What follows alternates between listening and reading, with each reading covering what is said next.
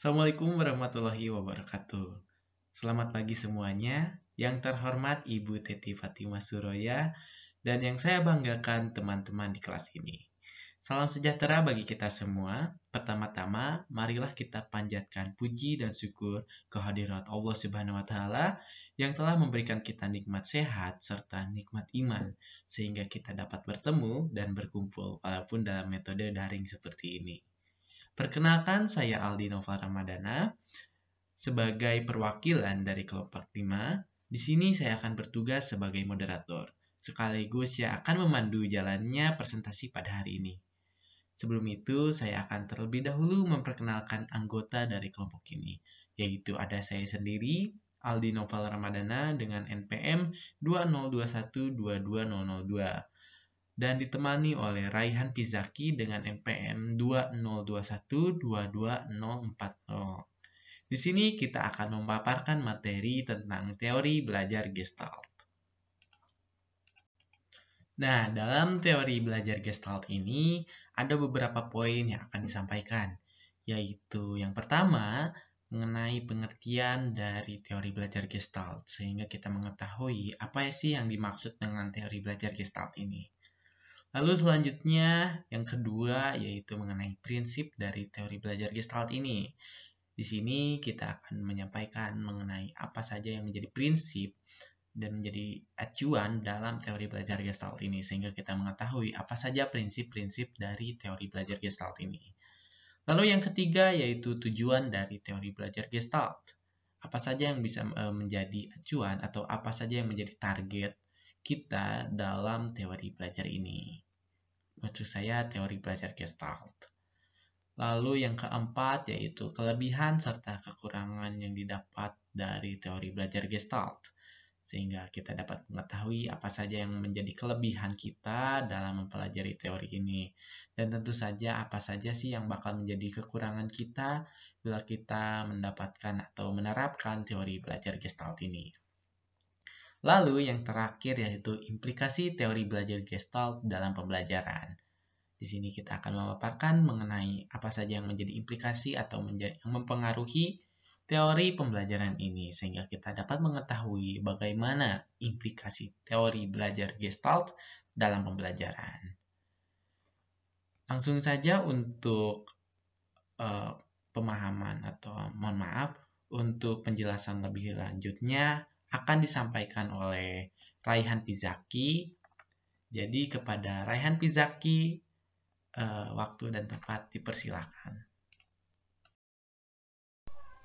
Terima kasih Aldi atas kesempatannya. Di sini saya akan menyampaikan tentang Gestalt. Kata Gestalt berasal dari bahasa Jerman yang berarti konfigurasi, pola, kesatuan, dan keseluruhan. Keseluruhan lebih dari jumlah bagian-bagian dan membentuk satu kesatuan yang bermakna. Teori Gestalt adalah salah satu teori yang menjelaskan bahwa proses persepsi melalui perorganisasian suatu komponen-komponen yang mempunyai hubungan, pola, dan kemiripan yang bersatu menjadi satu kesatuan.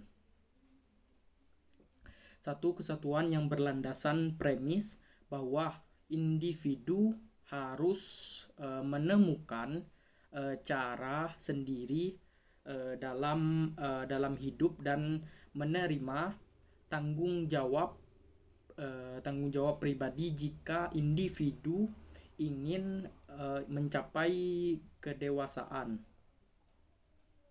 sehingga dapat dikatakan belajar Gestalt yaitu berkenaan dengan keseluruhan individu dan timbul dari interaksinya yang matang dengan lingkungannya.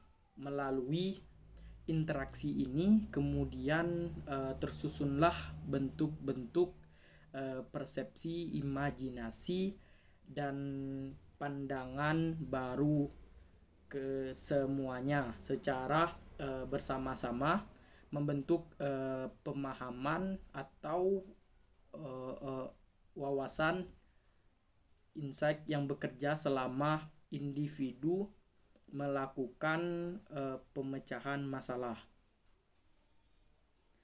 Walaupun demikian, pemahaman insight itu barulah berfungsi kalau ada persepsi atau tanggapan yang terhadap masalahnya, memahami kesulitan, unsur-unsur dan tujuannya.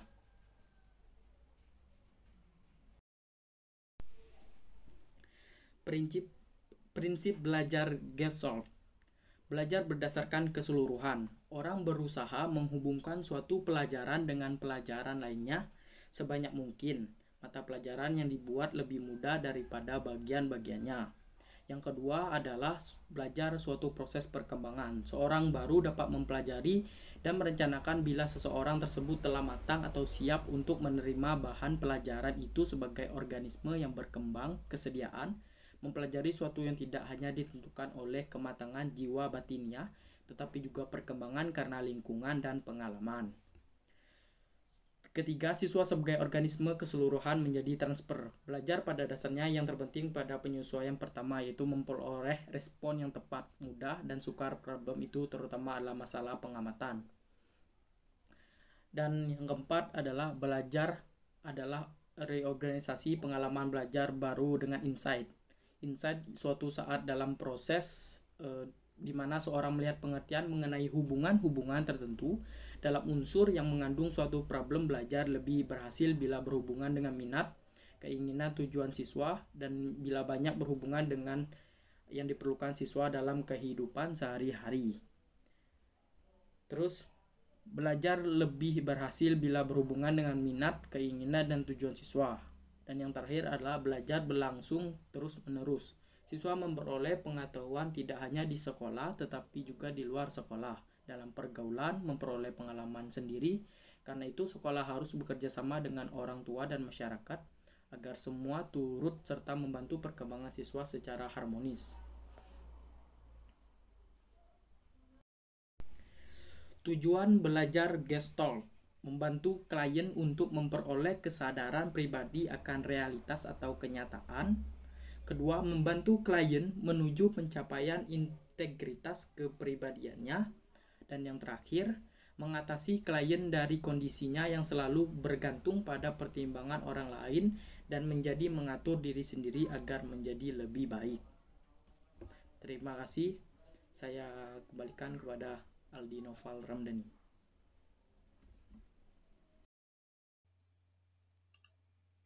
Terima kasih kepada Saudara Raihan yang telah menjelaskan mengenai materi-materi apa itu pengertian, prinsip, serta tujuan dari teori belajar Gestalt. Selanjutnya akan saya lanjutkan oleh saya sendiri mengenai kelebihan dan kekurangan teori belajar Gestalt serta implikasi teori belajar Gestalt. Langsung saja kita masuk ke kelebihan-kelebihan dalam teori belajar Gestalt. Dalam mempelajari teori belajar Gestalt, tentunya kita akan mendapatkan benefit atau kelebihan yang didapat. Ini adalah beberapa kelebihan yang kita akan dapatkan dalam mempelajari teori ini. Yaitu yang pertama, menghasilkan individu atau anak yang memiliki kemampuan berpikir untuk menyelesaikan setiap persoalan yang dihadapi. Inti pembelajaran adalah mendapatkan insight. Artinya dimengerti persoalan, dimengertinya hubungan tertentu antara berbagai unsur dalam situasi tertentu, hingga hubungan tersebut jelas dan akhirnya didapatkan kemampuan dalam memecahkan masalah. Lalu selanjutnya yaitu mengenai kurikulum dirancang sedemikian rupa, sehingga terjadi situasi yang memungkinkan pengetahuan dan keterampilan dapat dikonstruksi oleh peserta didik. Selain itu, latihan memecahkan masalah seringkali dilakukan melalui belajar kelompok atau dengan menganalisis masalah dalam kehidupan sehari-hari. Lalu selanjutnya ada peserta didik dapat aktif dan dapat menemukan cara belajar yang sesuai bagi dirinya. Guru berfungsi sebagai mediator, fasilitator, dan teman yang membuat situasi menjadi kondusif untuk terjadinya konstruksi pengetahuan dari peserta didik. Teori ini lebih melihat manusia sebagai seorang individu yang memiliki keunikan di mana mereka harus berhubungan dengan lingkungan yang ada di sekitar mereka. Dengan teori Gestalt ini, yang lebih menekankan akan pentingnya pengertian dalam mempelajari sesuatu, maka akan lebih berhasil dalam mencapai kematangan dalam proses belajar. Itu merupakan kelebihan yang akan didapatkan atau penerapan dalam teori belajar Gestalt. Sehingga hasil-hasil tersebut bisa menjadi dampak positif bagi mereka yang menggunakan atau mereka yang mendapatkannya. Nah, tadi mengenai kelebihan. Selanjutnya kita akan masuk mengenai kekurangan dari teori belajar Gestalt. Yaitu yang pertama, menurut Gestalt, sesuatu yang dipelajari dimulai dari keseluruhan, maka dikhawatirkan akan menimbulkan kesulitan dalam proses belajar. Sebab beban yang harus ditanggung sangatlah banyak. Sehingga dikhawatirkan siswa atau seseorang yang menggunakan teori ini dapat terjadinya stres berat atau tidak bisa memaksakan dirinya dalam menyesuaikan pembelajaran menggunakan teori ini. Selanjutnya mengenai pemecahan masalah sangat tergantung kepada pengamatan. Apabila dapat melihat situasi dengan tepat, maka masalah dapat dipecahkan. Namun, teori ini lebih mengacu pada proses pengamatan siswa. Akan tetapi semua siswa tidak dapat fokus dengan hanya mengamati. Maka dari itu, teori ini kurang relevan bagi siswa yang menggunakan teori belajar selain pengamatan atau melihat. Nah, itu merupakan kekurangan yang didapatkan bila kita menerapkan teori belajar Gestalt. Selanjutnya mengenai implikasi teori belajar Gestalt dalam pembelajaran terdiri dari dua unsur pengaruh yang digunakan. Yang pertama mengenai pendekatan fenomenologis.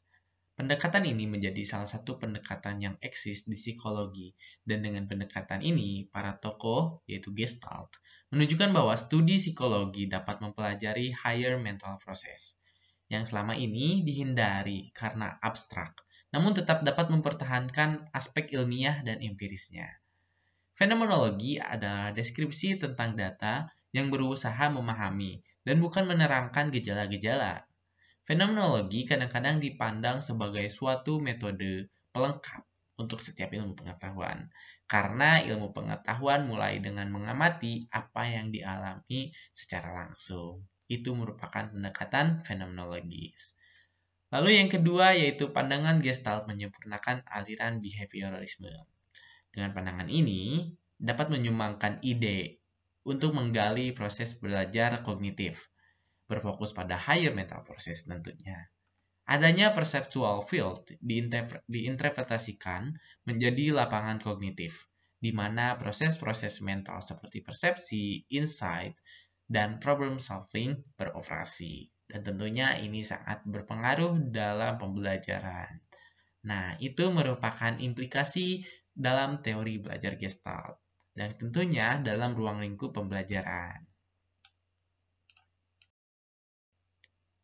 Nah, itu merupakan penjelasan dari poin-poin apa saja yang ada dalam teori belajar Gestalt. Sehingga kita dapat simpulkan bahwa aplikasi dalam teori Gestalt yaitu berupa insight, pembelajaran bermakna, perilaku bertujuan, dan prinsip ruang hidup.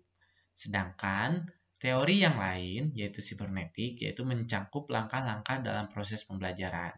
Itu merupakan partner dari teori Gestalt, sehingga kita tidak bisa memisahkan antara Gestalt dengan sibernetik. Selanjutnya yaitu kelebihan dari teori Gestalt, yaitu lebih menekankan pemahaman dalam mempelajari sesuatu, sehingga akan mudah mencapai kematangan dalam proses belajar. Lalu kelemahannya yaitu sesuatu yang dipelajari, dimulai dari keseluruhan, sehingga dikhawatirkan akan menimbulkan kesulitan dalam belajar, hingga juga menyulitkan dalam penerapannya bagi siswa. Alhamdulillah semua penjelasan materi mengenai teori belajar Gestalt telah tersampaikan semua. Saya harap apa yang dijelaskan tadi oleh kelompok saya dapat menjadi ilmu yang bermanfaat bagi kita semua. Amin ya rabbal alamin. Terima kasih kepada teman-teman dan khususnya Ibu Teti yang telah menyimak presentasi dari kelompok kami. Mohon maaf bila ada kesalahan kata. Wassalamualaikum warahmatullahi wabarakatuh.